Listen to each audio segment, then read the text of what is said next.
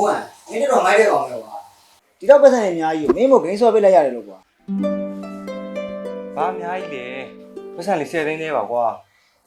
ဟေ့အောင်10သိန်းဆိုတဲ့ပတ်စံနဲသလားကွာမင်းကွာငါကတော့မင်းအလုပ်တော့ပစ္စည်းဝယ်တဲ့မှထင်ပြီးချီးပေးလိုက်တာအာမခံပေးမိတော့ကွာငါမားတာငယ်ချင်းอ่ะမင်းတို့တင်းနေရတော့စောက်ဝိုင်းပေးပါဦးမိုးဟန်မင်းပြောတဲ့တင်းနေကအခုဆိုတလားပြည့်တော့မယ်လေငါလည်းငါတော့တောင်းပန်ထားတာမျက်နှာပူနေပြီကွာကိုမိုးဟန်ရှင်ဘာတွေရှာလုပ်နေရလဲဒီလောက်ပတ်စံအများကြီးဘလို့ပြန်ဆက်နိုင်ပါလဲနင်ဘာတွေဝင်ပြောနေရလဲငါကိစ္စငါရှင်းပါပေါ့ရှင်ကိစ္စရှင်မရှိရလို့ကျမကဝင်ပြောနေရလေသူများပတ်စံကြီးပြန်ပေးရမှာပေါ့ကျမတို့မှာခလေးမွေးဖွားဖို့စိတ်ရိတ်ကလည်းလိုသေးတယ်ပတ်စံလည်းတပြားမှမရှိတော့ဘူးနင်းတို့အားနာပါလေစနိုးရငါလည်းကြားရအာမခံထားရဆိုတော့ခေါင်းကိုက်တယ်မနေ့ပြန်ငါပြန်လာခဲ့မယ်အေးရမင်းလည်းပဲ10သိန်းရအောင်ရှာထားပြီငါသွားတော့မယ်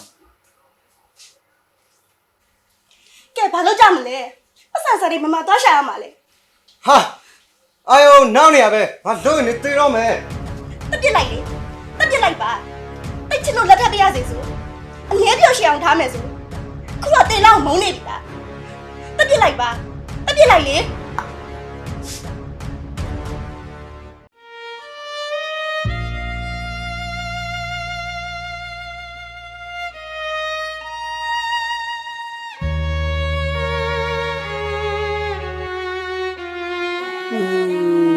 မဒီလေးချစ်စီရလေးဟေးရောအော်စပင်းနေရလေးရှုပ်သွားနေရပဲသမီးလေးကနော်ကောင်းလေးစီလေးလူပေးမယ်နော်အိုးလေးလေးမလေးလာတော့ရဟောနော်ဒီစပင်းဖြည်းဖြည်းမ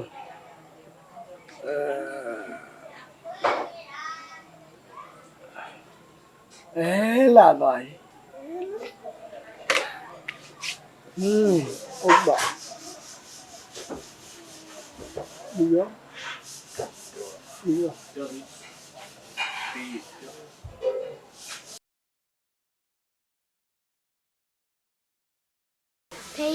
ဗျာမမတို့အိမ်ရှိသွားမယ်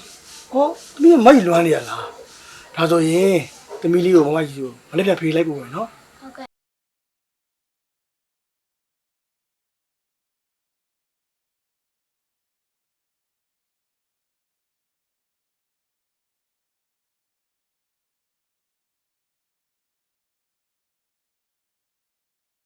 အာဟောသမီးမမကြီးဖုံးမယ်ဟယ်လိုသမီးနေကောင်းရဲ့လားဟုတ်ကောင်းတယ်ဖေအဖေရောနေကောင်းရဲ့လားညီမလေးရောခေါင်းပါရဲ့သမီးရဲ့သမီးညီမလေးကတော့မမကြီးသွားခြင်းလို့တဲ့အဲ့ဒါဘလက်ဖြာအဖေလိုက်ဖို့မလို့ဟုတ်ဖေဒါနဲ့လေတမီဖေပြောစရာရှိလို့ပြောလေသမီးတမီတို့ပတ်စံလို့ပတ်စံဆက်တင်ချီတုံးလာတာဖေအဲ့ဒါတမီတို့တလားတော့ကြော်ပြီးဖေတမီတို့ပြန်မဆက်နိုင်သေးဘူးဖေအဲ့ဒါတမီမှာတော့ခလေးမွေးဖို့ပတ်စံဆိုတာ9သိန်းလောက်ရှိရဖေအဖေ9သိန်းလောက်ရှာပြီးလို့ရမလားတမီတို့မနေ့ကမှပြန်မပြီးနိုင်ဘူးအချက်တကွဲဖြစ်ရမှာဖေသမီးပတ်စံနေများလာပြီလားဘာတွေသုံးပြတာလဲအဓိကတော့ကွန်ပျူတာ graphic ဝယ်ဖို့ပတ်စံချီတုံးလာတာဖေနောက်ပြီးတိုလီမိုလီဝယ်ရနဲ့ဆိုတမီလည်းမမိတော့ဘူးဖေအေးပါသမီးရဲ့ဟိုအဖေမလေးပြန်ရအောင်ရှာခဲ့မလို့နော်အခုတော့သမီးညီမလေးနဲ့ဖုန်းပြောလိုက်အောင်နော်ညဟုတ်သမီးမမနဲ့ဖုန်းပြောလိုက်အောင်နော်မမပြောလေညီမလေးတပင်းနေဖန်လာရင်ဘုတ်တွေအများကြီးဝယ်ခြင်းတော့ဝယ်ခြင်းပါဗောညီမလေးဒါပဲနော်ညီမလေး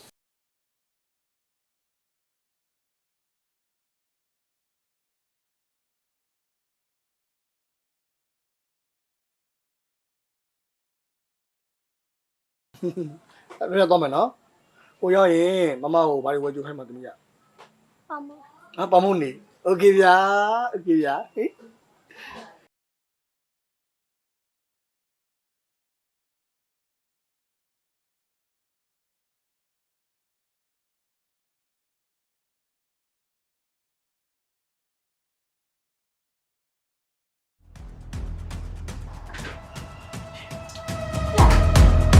ကျော်ဒီဘာလုပ်တာကိုနင်ဒီကိအလောင်းကစားတွေအခုချိန်ကြီးဆွမ်းလာနေတော့မဲ့လားဟာကွာမင်းတို့ရှောက်နေမင်းပါပဲဟာဒီပွဲနိုင်ငါပေးရမယ်ကြည့်လိုက်နေဟာနင်ဘာလာလဲလို့လေ ခုချစ်ချစ်ဖုန်းပြန်ကောက်ပေး မကောက်ဝဲနိုင်ဘူး ဟာမကောက်ပေးနိုင်ဘူးဟာဟဲ့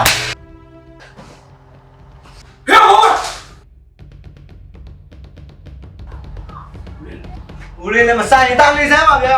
ဒါကျွန်တော်တို့လင်မယားကိစ္စပါဗျာ မင်းတို့လည်းများကိစ္စဟုတ်လားဟဲ့ဒါငါသမီးကွာမင်းကငါတို့ရိုက်လားပုံလားမင်းတတိရှိထပ်လိုက်ကြည့်လားဗျာ ဟာခမရဗျာဒါမင်းက မင်းပါလား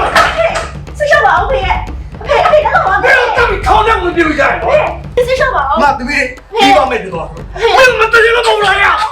ဟုတ်တယ်ကဟာမဖြစ်ဘူးဖေရဲ့အဖေကတော့ဖြစ်သွားတယ်တမန်ကြီးမဘလို့နေရမှာလဲဖေရဲ့ မင်းငါသမီးကိုမနှိမ့်စက်ပါလေလို့ငါလူလူသူတို့ပြောတာလားနော်မင်းလူလူသူနားမလဲဘူးဟေး စိတ်ရှော့ပါစိတ်ရှော့ပါ အေးတကူအေးဗျာ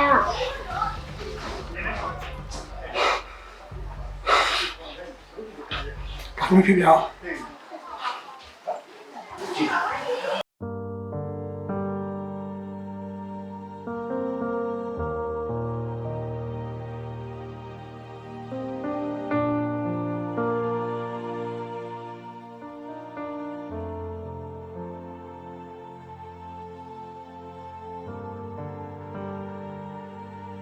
ကိုယ့်ရဲ့အတွက်နဲ့အမှုနာကိုယူဆက်တာပြီးတော့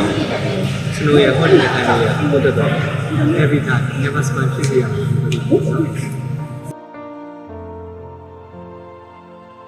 ကျွန်တော်တို့နေ့ကပြောဆိုအနေနဲ့ဆင်ခြင်ပြီးရုံးရည်ချလက်သွင်းနိုင်အောင်ကြိုးစားပြီးနေသွားပါမယ်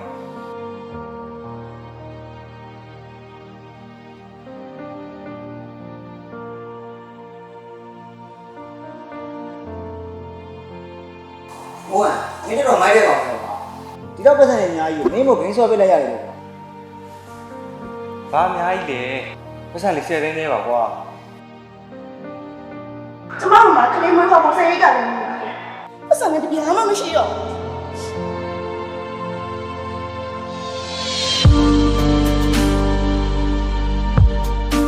တပြင်းလိုက်ပါအဲ့ချင်တော့လက်ထက်မရစေဘူး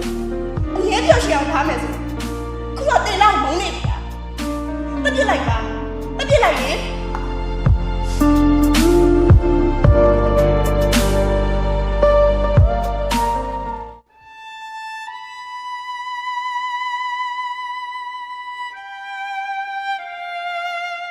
စနိုးရေစနိုးရေ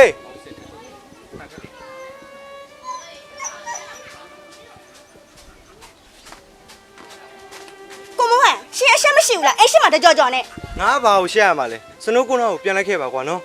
ကျမရှက်တော့ဘာလို့ပြန်လိုက်ရမှာလဲရှက်တော့အလောင်းကစားတမတ်တယောက်နောက်ကျမပြန်မလိုက်နိုင် ပြန်လိုက်ခဲ့ပါစနိုးရေကိုအဲ့ဒီလောင်းကစားခင်းတွေကိုစွန့်လွတ်လိုက်ပါပြီကိုနောက်ကိုပြန်လိုက်ခဲ့ပါကွာနော် လိုက်နိုင်ဦး မင်းငါချန်တယ်ဦးခြေတလောင်းဝင်ကြည့်လိုက်မင်းခြေတလောင်းရောက်တာနဲ့ဒီနေ့မင်းသိလေးစင်တော့ ဦးလေးကျွန်တော်မှားခဲ့တာတွေအတွက်ကျွန်တော်တကယ်နူးညွတ်တောင်းပန်ပါတယ်ဗျာကျွန်တော်ဘဝမှာစနိုးမရှိရင်ကျွန်တော်မနေတတ်ဘူး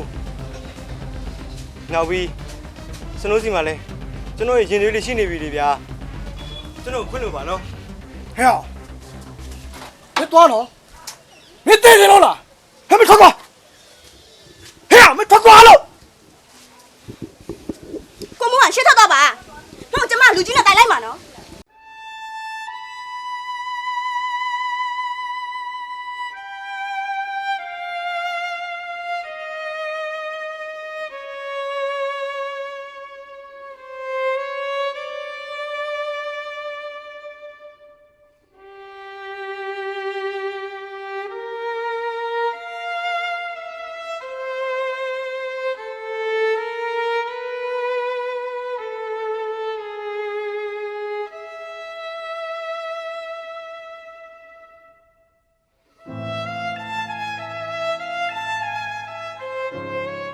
ဟေးရကိုရုပ်တယ်မလို့ခေါ်ခဲ့ပါတဲ့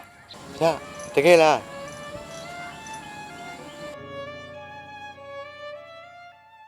အဖေက